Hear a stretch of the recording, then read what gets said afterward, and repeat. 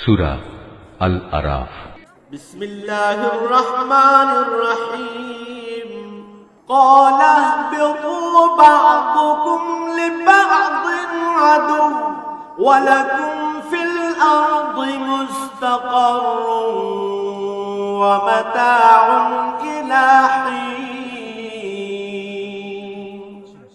আল্লাহ তাআলা বললেন, এবার তোমরা সবাই এখান থেকে নেমে যাও।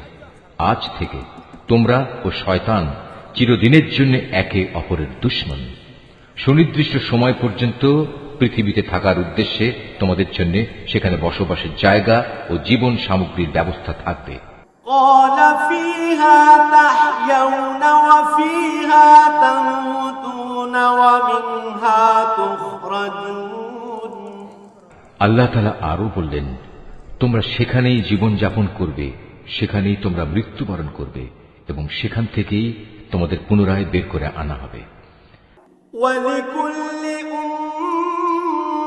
أُمَّةٍ أَجَلٌ فَإِذَا جَاءَ أَجَلُهُمْ لَا يَسْتَأْخِرُونَ سَاعَةً وَلَا يَسْتَقْدِمُونَ।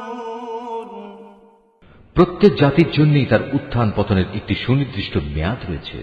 যখন তাদের সে মেয়াদ আসবে তখন তারা এক দণ্ড বিলম্বও করবে না, তেমনি তারা এক মুহূর্ত এগিয়েও আসবে না।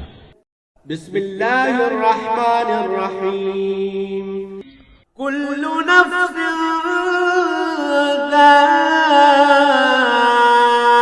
যায়িকাতুল মাউত ওয়া ইন্নামা তুওয়াফাউনা উজুরাকুম ইয়াওমাল কিয়ামাহ ফামান যুহজিহা আনিন النار وأدخل الجنة فقد فاز وما الحياة الدنيا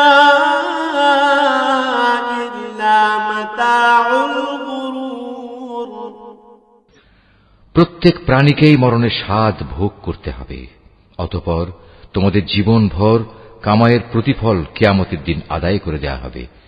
যাকে জাহান্নামের আগুন থেকে বাঁচিয়ে দেয়া হবে এবং জান্নাতে প্রবেশ করানো হবে, সেই হবে সফল ব্যক্তি। মনে রেখো, এই যে পার্থিব জীবন, তা বাহ্যিক ছলনার মাল সামানা ছাড়া আর কিছুই নয়। ইয়া আইয়ুহাল্লাযীনা আমানু লা তাকুনু কাল্লাযীনা কাফারু ওয়া ক্বালু লিইখওয়ানিহিম ইযা দারাবু ফিল আরদ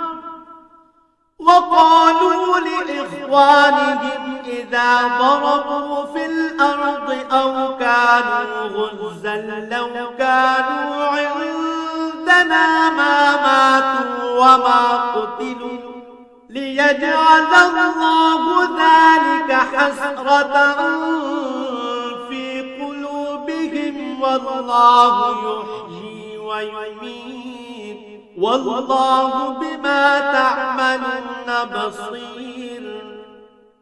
হে ঈমানদার ব্যক্তিরা, তোমরা কাফেরদের মতো হয়ো না।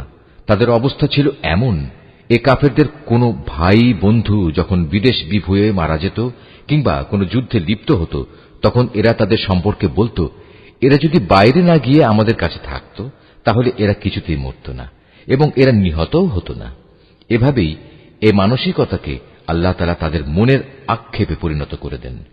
আসলে আল্লাহই মানুষের জীবন দেন, আল্লাহই মানুষের মৃত্যু ঘটান এবং তোমরা এ দুনিয়ায় যা করে যাচ্ছ আল্লাহ তাআলা তার সব কিছুই দেখেন।